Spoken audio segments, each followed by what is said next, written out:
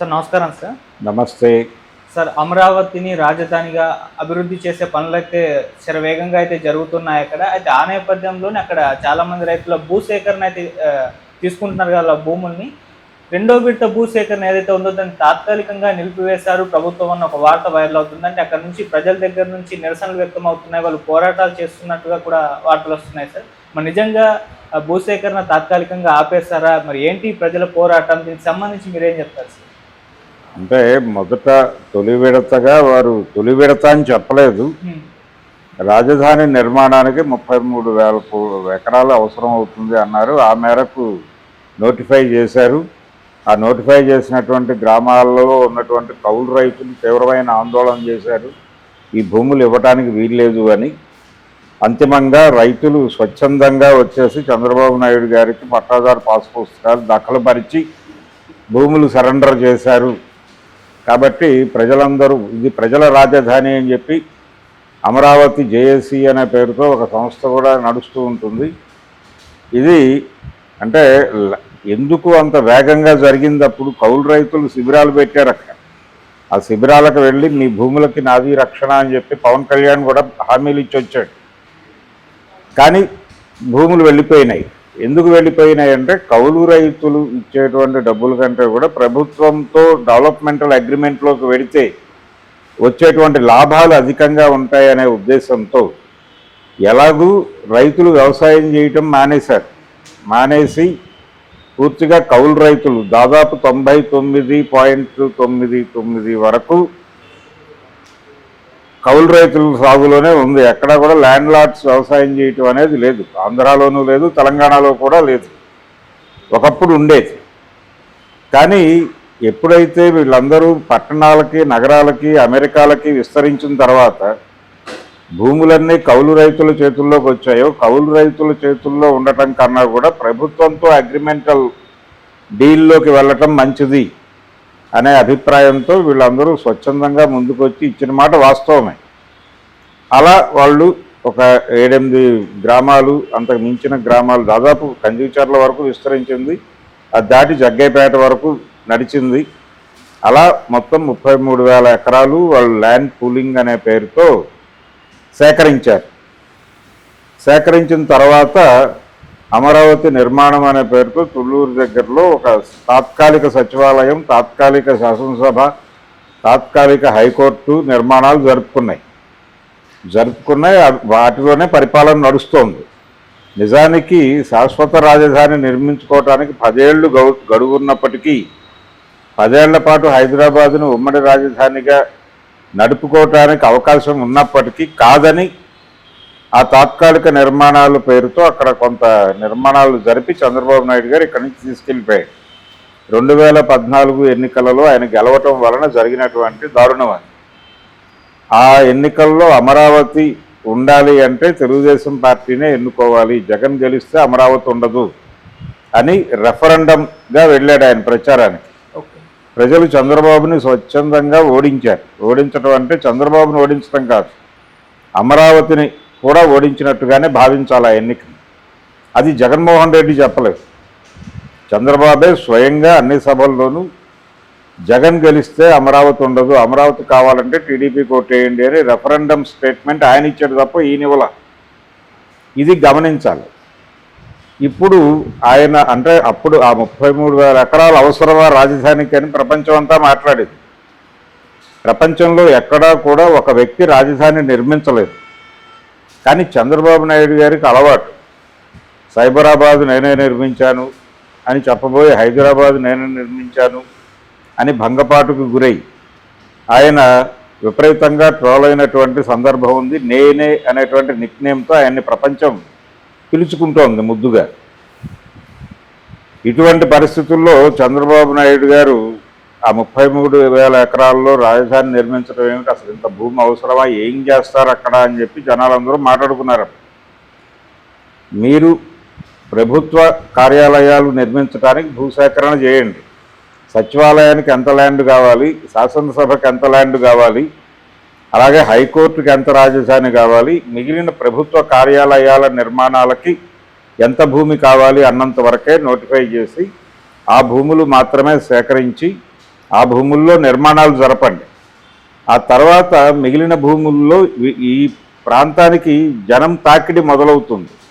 ఈ వ్యవస్థల దగ్గర పని చేయించుకోవటానికి వచ్చే వాళ్ళ కోసం అకామిడేషన్లు, హోటళ్ళు, లాడ్జులు అన్నీ ప్రజలు స్వచ్ఛందంగా వాళ్ళ భూముల్లో వాళ్ళు నిర్మించుకుంటారు.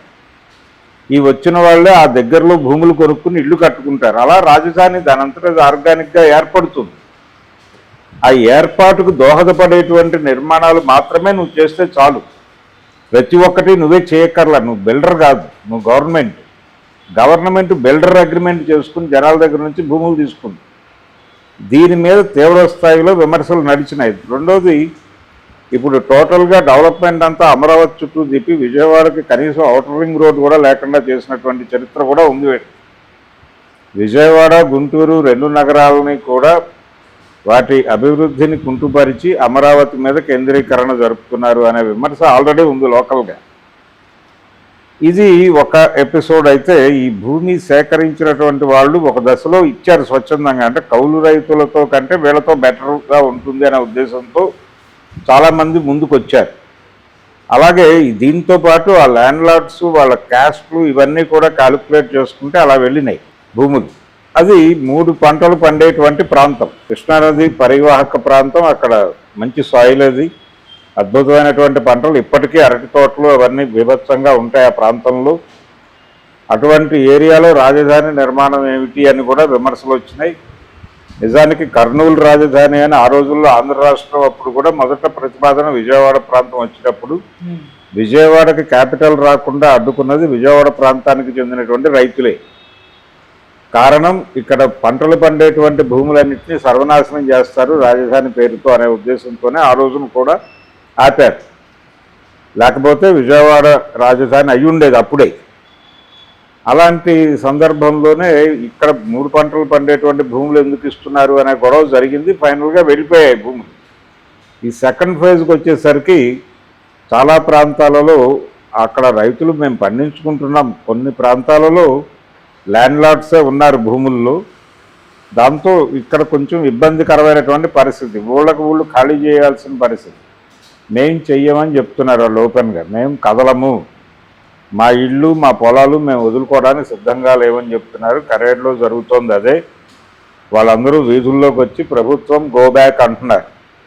మేము మా భూములు ఇవ్వం, ఎందుకు ఇవ్వాలి, మీరు ఇవన్నీ తీసేసుకుని ఎవరినో పిలిచి అక్కడ ఏదో ఫ్యాక్టరీ అభివృద్ధి చేసి దానిలో మాకు షేర్ ఇవ్వటం, షేర్ కూడా ఏదో నామినల్గా ఉంటుంది, అది మాకేవో ఉపాధి అవకాశాలు కల్పిస్తామని చెప్తున్నారు. ఇదంతా దుర్మార్గంగా ఉంది, మాకేమో అంతుపట్టడం లేదు. మేము ఇక్కడే పుట్టాము, ఇక్కడే పెరిగాం, ఇక్కడి నుంచి బయటకు వెళ్ళే ప్రసక్తి లేదు, మేము ఇక్కడే ఉంటాం అంటున్నారు. మా భూములు ఎలా లాక్కుంటావో చూస్తామంటున్నారు. అంటే ప్రజలు స్వచ్ఛందంగా భూములు అడిగింది ప్రభుత్వం. ఇప్పుడు భూములు ఇవ్వకపోతే తంతామనే పరిస్థితికి ఎడుతోంది. అంటే బలవంతంగా భూములు లాక్కునే పరిస్థితికి అక్కడ తెలుగుదేశం ప్రభుత్వం సమాయత్తం అవుతోంది అనేది అర్థమవుతోంది. ఇప్పుడు ముందుకు వెళ్ళటమా వెనక్కి వెళ్ళటమా అనేటువంటి ఒక డోలాయమాన స్థితిలో ఉంది. జనరల్గా అయితే ఒక అడుగు ముందుకేసేసి కొట్టేసి లాక్కునే పరిస్థితే. కానీ ఇక్కడ కండిషన్ ఏంటి, ఇదేదో ప్రజలు స్వచ్ఛందంగా తమ భూములు తనకిస్తున్నారు అనేటువంటి పిక్చర్ జనాల్లోకి వెళ్ళాలి అనేటువంటి ఒక అభిప్రాయం చంద్రబాబు నాయుడుకి ఉంది. ప్రజల మనసుల్లో ఏ నెరేటివ్ బిల్డ్ అవుతుంది అనేటువంటి ఒక బాధ ఉంది ఆయనకి. అందుకని ప్రస్తుతానికి ఆపండి అని చెప్పి హోల్డ్ చేసి నెమ్మదిగా ఆ ప్రాంతాలలో సభలో సమావేశాలు పెట్టి కన్విన్స్ చేసి ఆ తర్వాత ఏదో చేద్దాం అనేటువంటి ఒక వ్యూహంలో భాగంగా ప్రస్తుతానికి హోల్డ్ చేయాలనేటువంటి ఆలోచనలో ఉన్నట్టుగా అర్థమవుతోంది. ఆ నిర్ణయానికి డ్రైవ్ చేసినటువంటి ప్రజల నిరసన అనే దాన్ని గుర్తించాలి. ఎందుకు ప్రజలు మరి ప్రజా రాజధాని అంటున్నారు అమరావతిని, మరి ప్రజా రాజధాని నిర్మాణానికి ప్రజలు ఎందుకు అడ్డుపడుతున్నారు అంటే, ప్రపంచం మొత్తం కూడా ఇప్పుడు ఒక కొత్త భాష మొదలైంది, కార్పొరేట్ సోషలిజం అనేది. కార్పొరేట్ సోషలిజం అనగా ఏమిటంటే, సమాజపు ఆస్తి అంతా ప్రజల ఆస్తిగా మార్చి ప్రజలు స్వచ్ఛందంగా పనిచేస్తూ వచ్చినటువంటి సంపదలో వాటా తీసుకోవటం సోషలిజం. ఇప్పుడు కార్పొరేట్లు ఏం చేస్తున్నాయంటే మొత్తం ప్రాపర్టీస్ అన్నీ కూడా కార్పొరేట్లకి కట్టబెట్టేసి ప్రతి మనిషికి ఎందుకు ఒక కుటుంబానికి నివాసం ఉండటానికి ఒక ట్రిపుల్ బెడ్రూమ్ సరిపోతుంది కదా, ఒక 4 బెడ్రూమ్ సరిపోతుంది కదా, ఎందుకు 500, 700, 800 గజాల్లో ఇల్లు ఉండాలి, 1000 గజాలు 1200 గజాల్లో ఇల్లు ఎందుకు ఉండాలి? కొంతమందికి అద్భుతమైనటువంటి సౌకర్యాలతో ఏర్పాటు చేసిన విల్లాలు, కొంతమందికి అపార్ట్మెంట్లు, కొంతమందికి 2 బెడ్రూమ్లు, కొంతమందికి వారి స్థాయిని బట్టి వారికి ఇల్లు కేటాయించేస్తే అందులో పడి ఉంటారు. మిగిలిన టైం అంతా పని చేసుకోవటమే కదా, ఇంకా వాళ్ళకి భూములతో పనే ఉంది. భూములన్నీ కార్పొరేట్ పరం చేయండి. సమాజ పరం అనేది సోషలిస్ట్ నినాదం.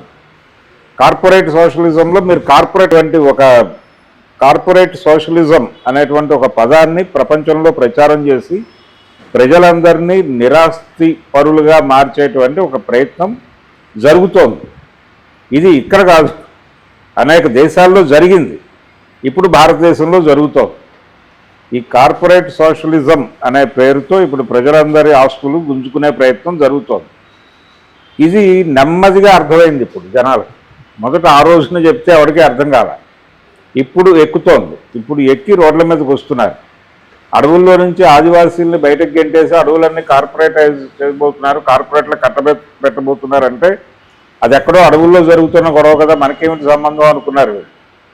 ఇప్పుడు అమరావతికి వచ్చింది. నేను ఇక్కడే పుట్టాను, మొత్తం మా ఫ్యామిలీస్ అన్నీ ఇక్కడే ఉన్నాయి, ఇక్కడి నుంచి వెళ్ళిపోమంటే మేము ఎలా వెళ్ళిపోతాం అంటుంది.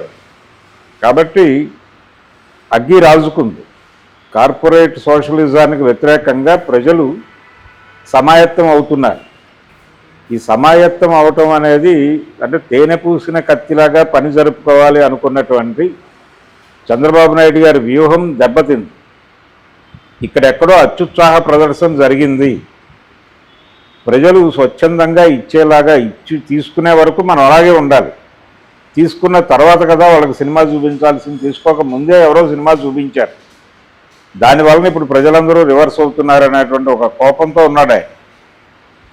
ఇది జరుగుతున్నటువంటి వ్యవహారం. అందుకని ప్రజా రాజధాని అమరావతి రైతుల పరిరక్షణ, అమరావతిని రక్షించుకోవడం, ఇవన్నీ బూటకపు మాటలు. రాజధాని నిర్మాణం చేస్తాను అని ఆయన చెప్పడమే ఒక బూటకం. నిజానికి అమరావతి నిర్మాణం అనేది ఆర్గానిక్గా జరగాలంటే మీరు ప్రభుత్వ కార్యాలయాల వరకు అక్కడ నిర్మించి ఎక్కడ కావాలంటే అక్కడ. ఇప్పుడు ఆ సచివాలయం తాత్కాలికం అంటున్నాడు, అది తాత్కాలికము పర్మనెంట్ తేల్చాలి. ఒకవేళ పర్మనెంట్ అనే మాట అనేసి దానికి కావాల్సినటువంటి స్ట్రక్చరల్ అడ్జస్ట్మెంట్స్ ఏవో చేస్తే సరిపోతుంది. నిర్మాణం బాగానే ఉంది, అక్కడ సచివాలయం బాగానే ఉంది. ఉన్న సచివాలయానికి మెరుగులు దిద్దేస్తే సరిపోతుంది. దానికి ఇంకొంచెం ఎన్హాన్స్ చేసి దాన్ని పటిష్టపరిచేసి, హైకోర్టు ఆల్రెడీ పటిష్టంగానే ఉంది, ఇవన్నీ బాగానే ఉన్నాయి.